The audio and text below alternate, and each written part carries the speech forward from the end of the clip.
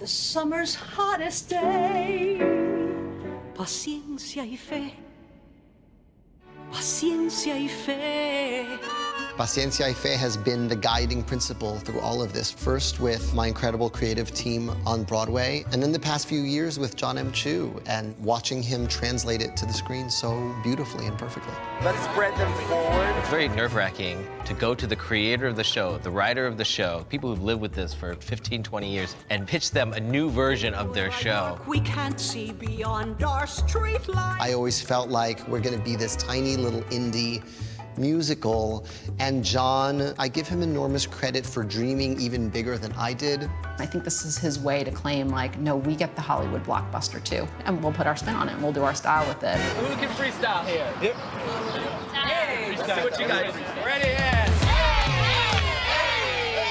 In the Heights is a big musical. There's no reason we shouldn't take the big swings that the other mainstream musicals are taking. It is deserving of the biggest movie in the world. It is deserving of the biggest orchestra in the world playing for it. It's deserving of thousands of people every day working and fighting against the weather to present the story of a few blocks in Washington Heights. Woo! All right.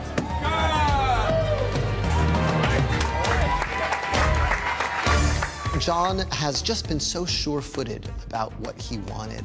We start by stripping everything away. We just have to. We just have to start, like, what is the story we're telling? What is the structure of the characters that we're following? How are we framing this so that we can be in a musical world? And that's what we started with, less.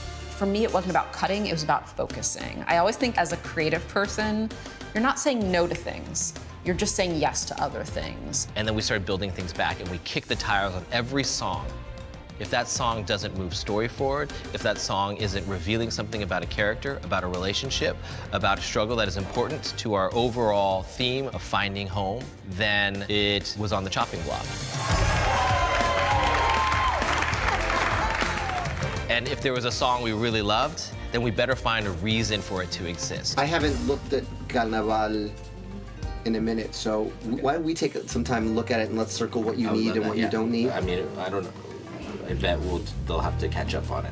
It made us work harder in our story, made us dig deeper into these characters, but it wasn't easy, because again, we're fans of the show, and I didn't want to lose any song, but we know we can't have a 4-hour movie, so we had to keep it focused. He does all of this rigorous prep work, and then he gets to set and still figures out how to go from scene to song. All of that preparation allows him to let go and make organic discoveries.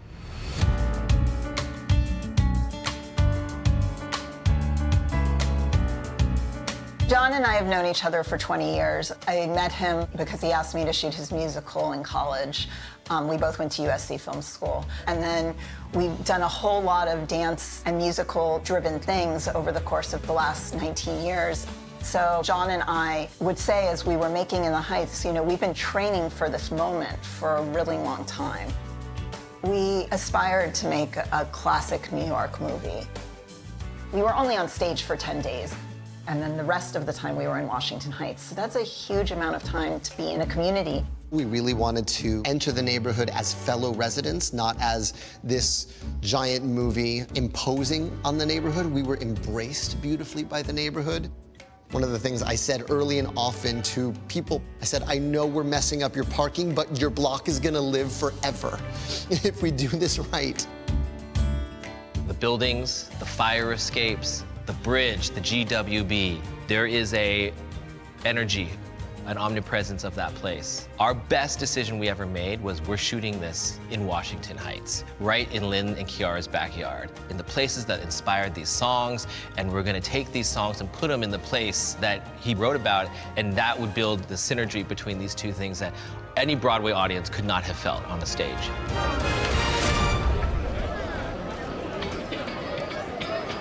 The line between background player and just members of our neighborhood has gotten so blurry. We often can't tell if those Domino's players in the corners are ours or they're just here. No idea there, seriously. Idea. While we were wandering around Washington Heights one day, John said, our job is to find the beauty that exists here. And I looked around and suddenly realized my job was to fall in love with Washington Heights. And instead of putting my stamp on something or bringing my idea of what Washington Heights should be, just watch it and let Washington Heights shine through the movie. I felt enormous responsibility, not only as someone who has written about the neighborhood, but a resident of the neighborhood. You know, this movie can't be bad because I live here. I'm gonna hear it from my neighbors for the rest of my life, what people think of this. When you see the community that you're trying to reflect on the screen in real life, and they're welcoming you with open arms. Yeah, let's do this. Washington Heights is a character in our movie, but really it was a producer and actor in our movie. It would act up when we did things wrong, and it would inspire us when we needed to do something in a new way. We're giving people a real taste of being here rather than a representation. The boom boxes come out, the stoops fill up. It's the open living room of the neighborhood. This isn't headline news, this is sidewalk reality. It was just that extra special sauce that forced everyone's game to go up 10 notches. I'm not part of the Washington Heights community. I did not grow up there. I am Asian, so I listened a lot to what it means to be Latinx, what it means to be a man in that community, to be a woman in that community, to be young in that community, to be old. We just talked a lot, and Kiara was really a great resource.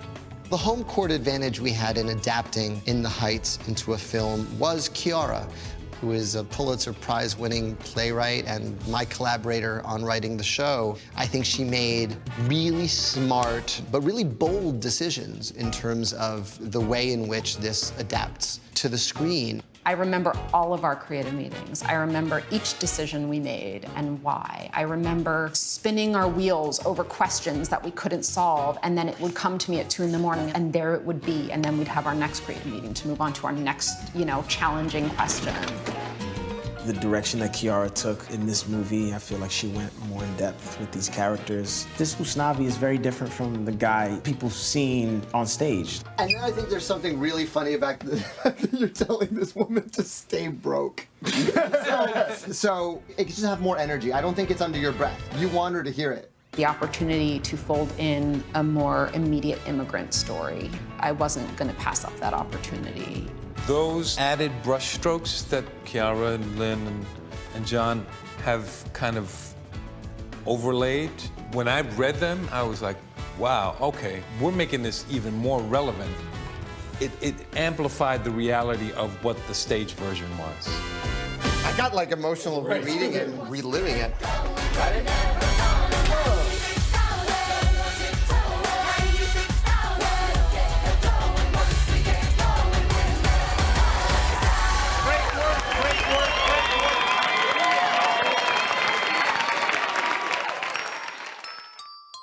John puts the dance first, which for a choreographer is huge. The dance has to be created using actors to tell stories, and Chris really understands that. I've been working with John for about 12 years, and then we really never stopped working since. When we were younger, I was just about dance, and then he educated me on what looks good through the lens. When your director is your mentor, it becomes an easy process. I'll create something, and then I'll film it, and I'll send it to him.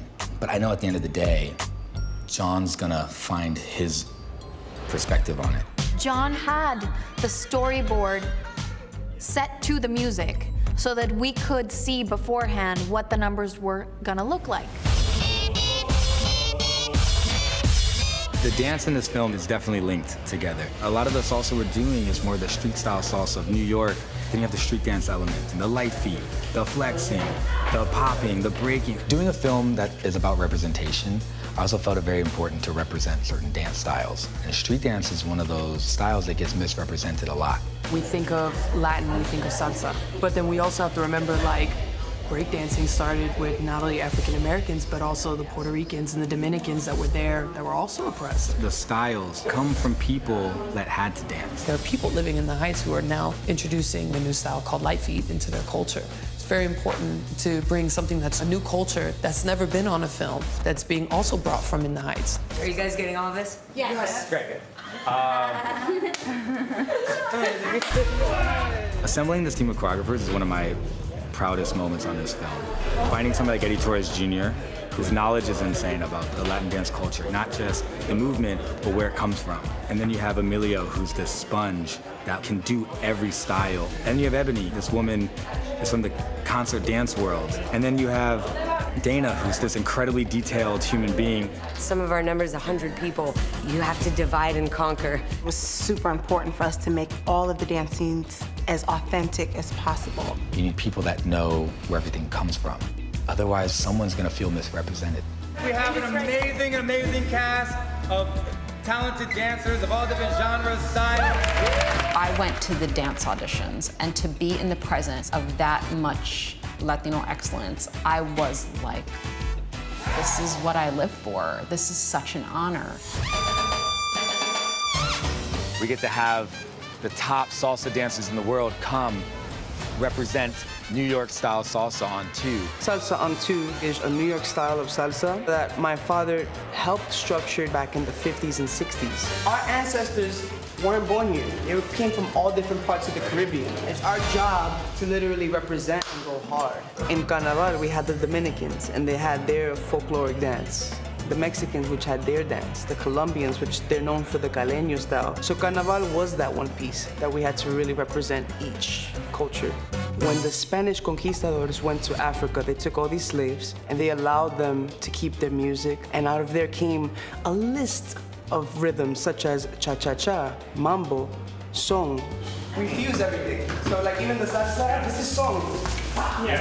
So we mix salsa with song, with limba, with Cuban. In order for us to teach them, we had to show them the timing. There's on 1, there's on 2. Salsa on 2 lives in the rhythm that the conga plays.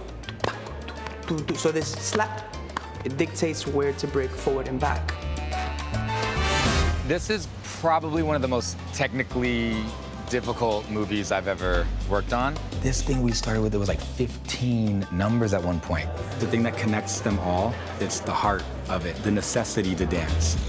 All the choreography was conceived first in a room. Before even we had our 10 weeks of prep, me and John sat down and we talked through everything. And then we went to a dance studio, we had 10 weeks of working stuff out. It's research and development. Every project needs it. We had the first 2 weeks to come up with the choreography. The rest of the time, we just had to feed it to the cast and to all of the dancers. That's always the hardest thing. You take what you create from a dance studio and you have to put it on the street. I respect dancers so much because they live in pain. I need a new body. I need a new body. I worry about you. I want you to take care of yourselves. Eat well and rest and do your, your stuff. With all the performance training that I've done throughout the years, I had never been through such an intense boot camp. We're sweating on each other. We're feeling frustrated. I mean, there were really hard numbers. A lot of days we had to count on each other to be like, nah, you could do this. For me, it was just like, Melissa, you're going to ruin this number. It was intimidating, but it was beautiful that I got to live with them for like 10 weeks that we were rehearsing and have them like cheer me on and tell me that I was doing all right. A few moments where I saw that you wanted to breathe and didn't. Yeah.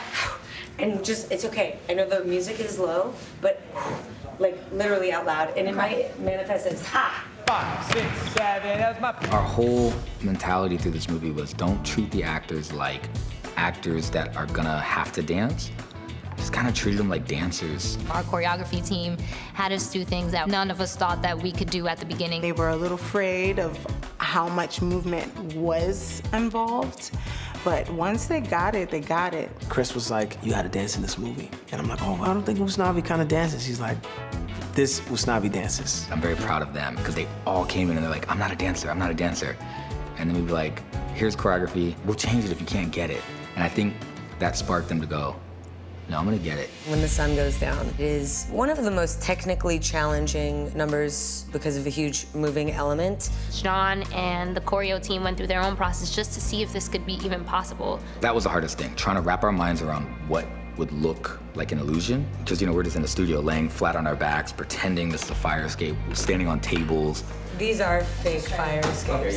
Our actors are seeing it live on, a tilting building. That is just such a unique thing to have making movies. Also try to pull yourself up. Yeah, and then I give you. We had rehearsed one day, and then we had left it for the 8 weeks of shooting that we had, and then came back to it and had like 5 days of rehearsals. We two of the clumsiest people ever, and they want us on this thing. No harness.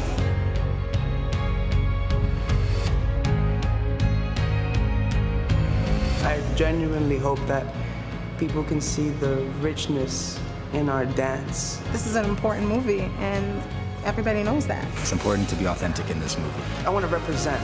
This is the last thing I get to do. You know what? Peace.